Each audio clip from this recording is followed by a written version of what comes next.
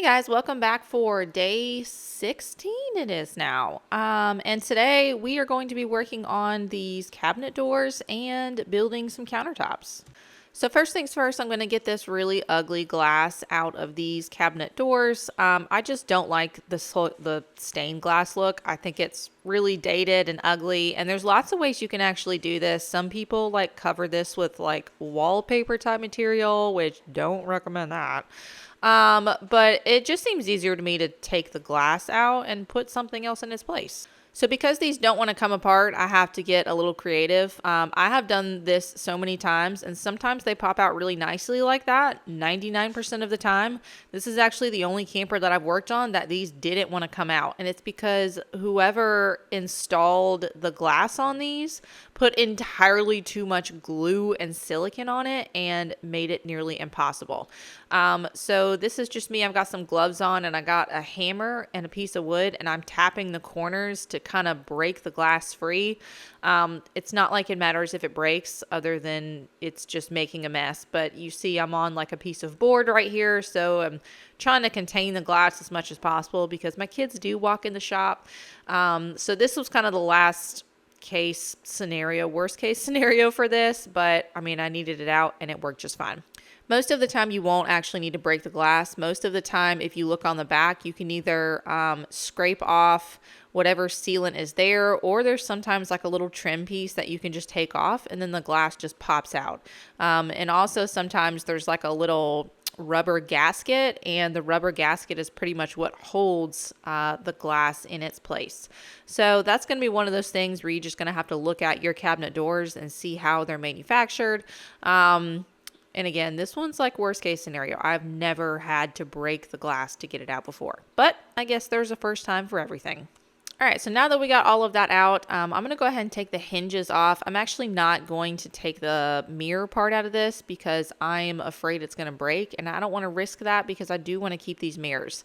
So I'm just taking all of the hardware off. I don't reuse any of this hardware. That's one of the things that kind of frustrates me about renovations sometimes, is people will reuse the same hardware and they'll just spray paint it.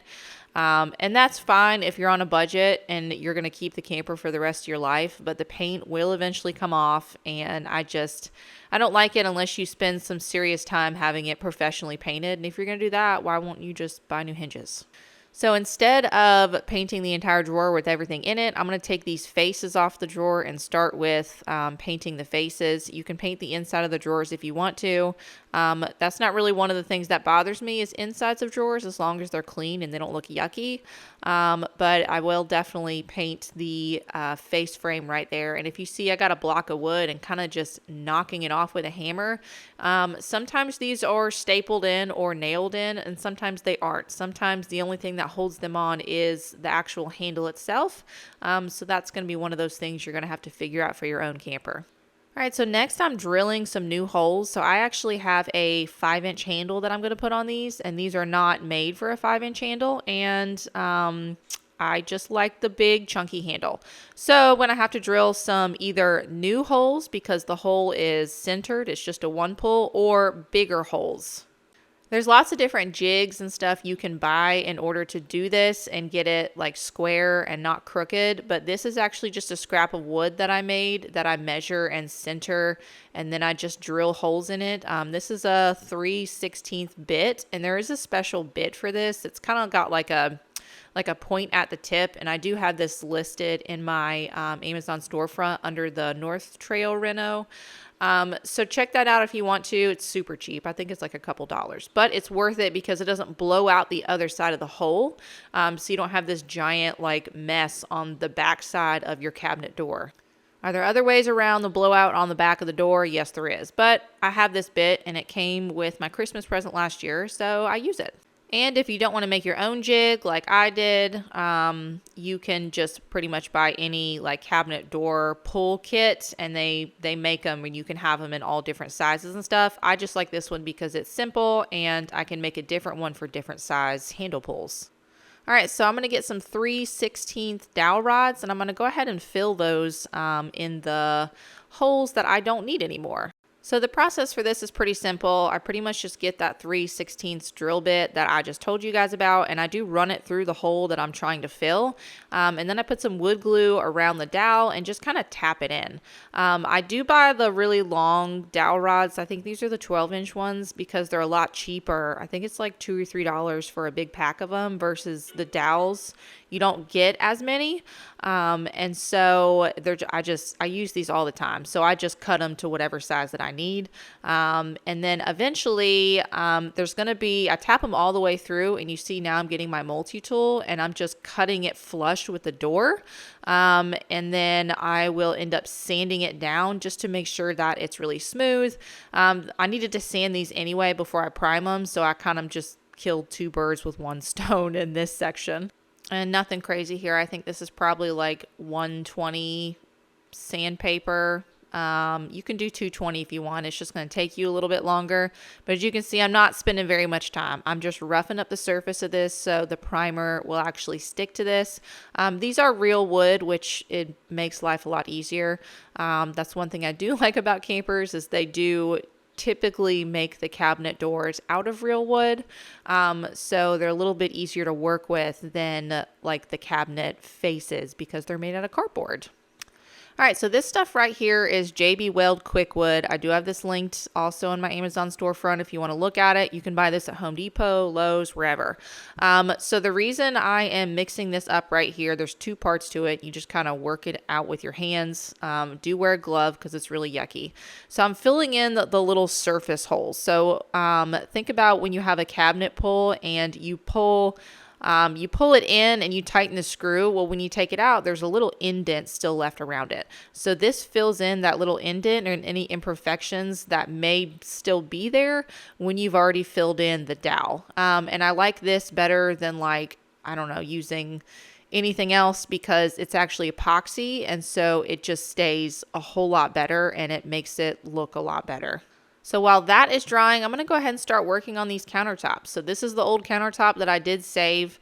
And I'm going to need to take off all of this stuff on the bottom. And my main reasoning is that one little piece I just took off there, that goes to the other part of the stove. And I'm going to need to reuse that. The rest of this, I get better measurements when all of this junk isn't in the way. And it only takes me 2 seconds to take it off. So that's why I'm doing that, is because it gets a closer measurement when I go to retrace all of this. All right, so next I'm going to bring over this giant piece of plywood. This is 3/4 inch plywood. I use 3/4 inch birch because I think it just looks a lot better. And now I'm going to go ahead and start cutting this to width and to length. So I have measured how wide and how long I need this to be, kind of roughly. And so I'm going to go ahead and cut that. This is just nothing special. Y'all have seen me cut wood like 17,000 times. And I still feel weird about including me cutting wood in here so many times. But if somebody jumps in like halfway through the renovation, then they're going to be lost if I don't explain what I'm doing. So that's why I keep explaining it every time. All right, so I'm going to cut this with my circular saw. I'm sorry about the close-up right here, but I did. I got a Timberland sponsorship, a Timberland Pro sponsorship, and this was part of the footage that I had filmed because they gave me this stuff to make a reel for them on TikTok. So if y'all want to see that, you can go over to TikTok.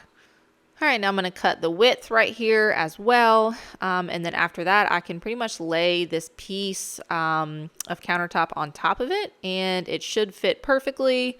So really, there's just minimal cutting to do after this. So you can be super technical with this if you want to, but I have found that honestly, it really doesn't matter because it's not like it's going to be in a tight fit in this specific camper. Obviously, if it's wall to wall, you're going to want to make sure it fits, but I have some wiggle room with this one and I can actually make it bigger if I want to. So I'm just taking a pencil and I'm outlining the shape right here. Very important to get the stove in the right place because sometimes they basically make the propane lines only go in a very specific way. So that always needs to go in the same place unless you move the propane lines. Next, I'm going to just cut this shape out with a jigsaw. I do have this piece of wood flipped upside down. So technically I am cutting this countertop upside down, and I do that because I want my jagged edge on the bottom. I don't want my jagged edge to be on the top because it's going to look bad.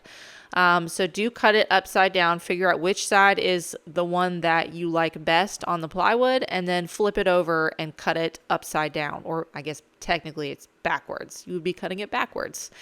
And this is going to leave a lot of scrap wood. So for this section right there where the stove is going to be, you can actually reuse that to make a little cover for the stove if you want a little more room. And it's going to be the same thing with the section that's going to come out where the sink is. You can make that a little sink cover if you want to. So there's really lots of possibilities to customize this. All right, so next I need to go ahead and sand this. First, I just cleaned my oscillating sander because my kids use this for making like knives and stuff all the time, so it's always pretty dirty. This is pretty difficult to do with one person because the piece of wood has to lay flat on that little ledge in order for it to get a straight sanding. And so sometimes this works really well for countertops, sometimes it doesn't. I always use this for smaller things and it works phenomenal, but the countertop is a little bit difficult. But you just got to go slow and take your time. So I wasn't super happy with how the oscillating sander did for this specific countertop, and so I used the hand sander. You just have to be careful with that because if you tilt it one way or another, when you go to put your edge banding on, it won't sit flat. So this edge really does have to be totally like flat and 90 degrees from the front of the countertop down, or else your edge banding is just going to look wonky and it's just not going to look right.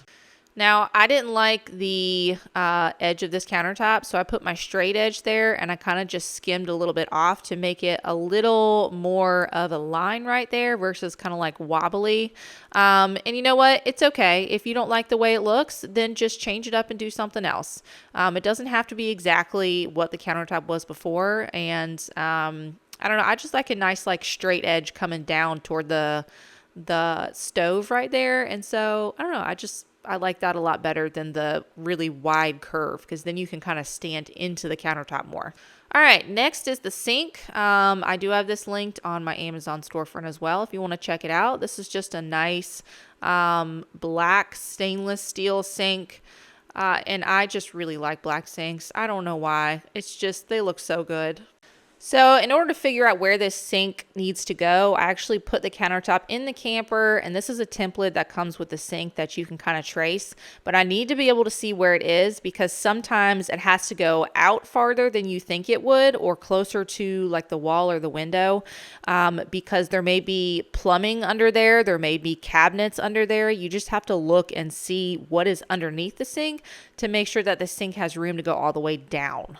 And as you can see, I just cut the hole out with a circular saw and then ended the corners with a jigsaw. Nothing crazy about it. And then I do have to end up moving this around quite a bit because just this little workspace that I have isn't ideal for cutting pieces like this, but it's okay. It works. And then also, I cut this just a little bit bigger than that template, and that's because this is actually meant to be an undermount sink, and I am doing a top mount for it. I don't really like undermount sinks in campers, say what you will. It just seems like a lot of work, and I don't know. If you like undermount sinks, then that's fine. But the wood just doesn't do well with the undermount because there's going to be a lot of water splashing up on it, and I just don't like that, even if you seal it with a bunch of polyurethane. I don't know. I just don't like it. Anyway, but it fits great. Look how good it looks.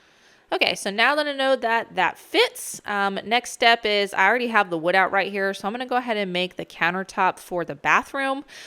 This is me just taking the faucet off. I really just ripped this whole thing out. I didn't bother to do anything crazy with it when I demoed it.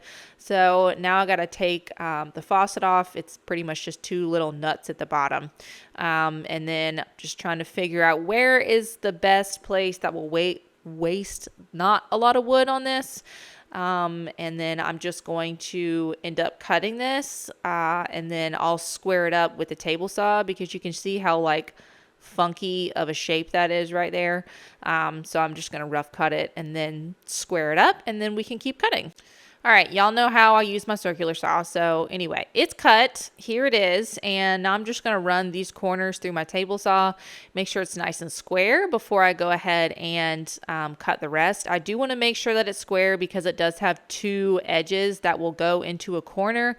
And so if it's not square, then there's going to be a gap between the wall and the cabinet where this is eventually going to sit.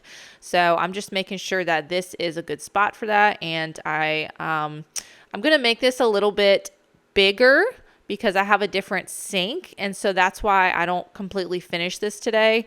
I'm kind of just making a giant square, and then I'm going to have to go back and get my vessel sink that I have and cut out a different shape for this. So this is me just kind of rough cutting it right here, and then I'll go back later and finish the rest. Okay, so we're going to come back to these cabinet doors, because they should be dry by now. I did let them sit overnight. The JB Whale does need a little bit of time to cure and dry because it is an epoxy. As you see, kind of can see, I don't know.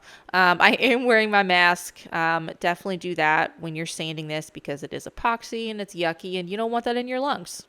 All right, so there is one more step, or actually maybe two more steps, before we can get ready to prime these cabinet doors. If you remember in the beginning of the video, I got all of that glass and I got rid of it. Now we need to fill the doors with something. So I just have a bunch of scrap pieces of 1/4-inch plywood, and that's what I'm going to put in these doors. So pretty much I just cut it to length and width. Nothing really crazy or special about that. And I just use my table saw to cut it. And then I can place it in and make sure that they all fit. So as you can see, this is me just putting the pieces that I just cut in. They should be nice and snug. You don't really want a lot of extra like gaps and stuff in it because you are going to see this from the outside. So you want it to look as good as possible. So back to this monstrosity right here. These cabinet doors, if you remember, I told you had a lot of silicone, and in order for this panel to lay flat, I need to get all of that yucky extra silicone out. So this is just me using a scraper and just going at it, just digging it all out. I want this to be as flat and as smooth as possible. I mean, honestly, I probably spent way too much time on this than I should have, but this is one of those things where the prep work really does matter, because if it doesn't sit flat, you're going to be able to see it from the front, and then that's just another gap you're going to have to fill later, so it's worth it to just take your time. All right, so now that that's good and clean, I'm going to put some wood glue on the inside here. Not too much though, because you don't want it to squirt out from the front. And then you kind of just put it in, and I am going to staple these in. It's just kind of a tack staple right there on the corners. And I'm angling it like towards the outside corner, because these are like 3/4-inch nails that I'm using. And if you're not careful and you put it anywhere, it's going to pop through the front of the door, which is what you don't want. So after putting all of those panels in and securing them, I'm going to get these babies ready to paint. So I'm putting in some eye hooks right here, and how you paint things is different for everybody. This is just how I paint it. Don't ask me why I was doing this up in the air when I could have put the door flat on the table or my table saw and put it in that way, but whatever. I just do things the difficult way sometimes. And now we're up in my paint room. These are super dirty, so I'm going to give them a good wipe down with some simple green and some water, and then hang them up to dry a little bit. And just make sure you get all the little creases, because I haven't washed these yet. This is the first time they've been cleaned, and they've also been sanded, and they've been in a shed for the past 3 months before I went ahead and got to them. So just give them a good clean, a good wipe down. And I have little S hooks that I put on these hangers right here. So the S hooks hook into the eye hooks, and that is how I hang my cabinet doors. All right, so this is what they look like after they're all hung up and they're drying. While they're drying, I'm going to go ahead and hook up my paint sprayer and prime it. This is a Graco paint sprayer that I have. I'll link it in my Amazon storefront in the must-have tools if you want to check it out. I do like this one a lot. It was kind of expensive, so if you're just doing this as like a DIY project, I probably wouldn't get that one. But I had a little business money that I could use, so it was a write-off. So that's why I got it.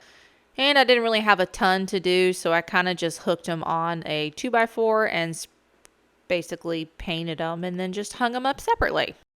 Also, I hope you just enjoyed that show of me fumbling the door. This is not usually how I prime these doors, but this is how I was going to do it today because the way I usually do it was not working and it was getting kind of late and I was tired. So we're priming it like this, and nobody's ever going to tell because there's a top and a bottom to the door. So last but not least right here, if you remember, I said I did not want to take this glass out. And so this is me just kind of taping it off, and I'm going to hand paint these. I didn't, you don't have to tape it, but it just kind of on the back especially reduces the amount of like paint you're going to have to scrape off later. So that's why I did this. That's it for today. I will see you guys back for day 17. Have a great afternoon.